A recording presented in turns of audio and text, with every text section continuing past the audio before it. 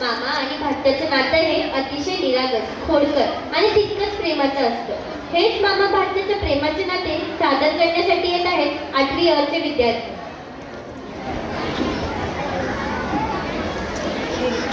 आता नाही ते नंतर काय दिले तुझ्या बाहेरच्यांनी आजपर्यंत लग्नात तर हुंडाच दिला नाही, पण साधी गाडी सुद्धा दिली नाही. जा त्यांच्या जमिनीच्या वाटण्यावर आला आणि तू तुझा हिस्सा माग, म्हणजे आपल्या मुलांचे नावे म्हणता येईल.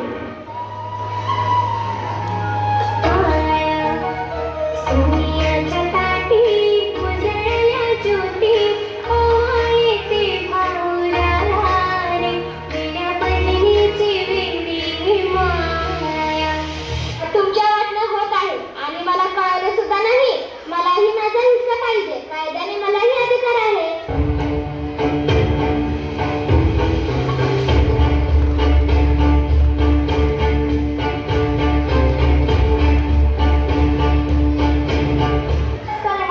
असं रागावू नको आणि नातेही करू नको.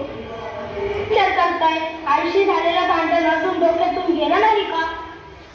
अरे गणू, विचार भांडण नाही रे. विचार या घरात आहे, ज्या घरात मी आणि तुझी आई एकत्र खेळलो, वाढलो. आज त्याच जमिनीच्या वाटणीसाठी तिने माझ्यासोबत बांधणे करावी. पैशासाठी नाती इतकी स्वस्त झाली. मामा, आईचे वागणं चुकीचे आहे हे मलाही मान्य आहे, पण याचा अर्थ असा नाही की तुम्ही तिच्यासारखं कठोर व्हावं. मी आईला समजून सांगतो. आई, तू असे मामा बरोबर भांडायला नको होतीस. आता आपला मामा आपल्याशी कधीच बोलणार नाही. जमिनी इथंच राहतील, पण नातं सुटले तर ते कधीच जोडता येणार नाही. दिवाळीच्या उन्हाळ्याच्या सुट्टीत आम्ही कोणाकडे जाऊ? मामाचे गाव आपल्यासाठी कायम गाण्यामध्येच राहील. आठव आई, मामाने आपल्या प्रत्येक परिस्थितीमध्ये कशी साथ दिली होती. रक्षाबंधनचा सण आपण कसा साजरा करणार? मामाकडून लाड कसे करून घेणार? मला माझी चूक कळाली आहे दादा. आपलं नातं मला कळाले. लहानपणापासून तुझी माझ्याबद्दल असलेली काळजी, प्रेम याची जाणीव झाली. माझ्या मुलांचा लाडका मामा व त्यांचे प्रेम मी कधीही तुटू देणार नाही. कधी हसणार आहे, कधी रडणार आहे, कधी हसणार आहे, कधी रडणार आहे. मी सारी जिंदगी माझी तुला जपणार आहे. तुझ्यामुळे आपलं मामा भाच्याचं नातं अजून घट्ट झालं.